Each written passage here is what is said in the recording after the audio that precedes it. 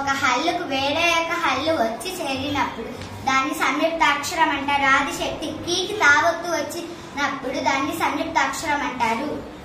ఒక హల్లుకు అదే ఒక హల్లు యొక్క ఒత్తు వచ్చి చేరితే దానిని ద్విత్వాక్షర పదం అంటారు. రాకెట్ టాని హల్లుకు టాని హల్లు యొక్క ఒత్తు వచ్చి చేరింది, దీనిని ద్విత్వాక్షర పదం అంటారు. తపస్సు ఇది ద్విత్వాక్షర పదం.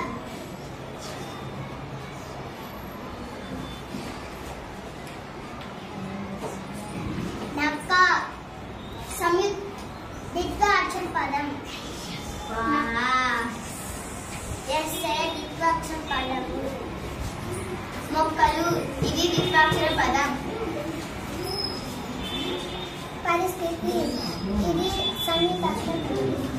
సున్నా ద్విత్వాక్షరం. అచ్చులు ద్విత్వాక్షరం. చిత్రం సంయుక్తాక్షరం. అవార్డు సంయుక్తాక్షర పదం. ధర్మం సంయుక్తాక్షరం. స్ఫూర్తి సంయుక్తాక్షరం. విత్తనం ద్విత్వాక్షర పదం.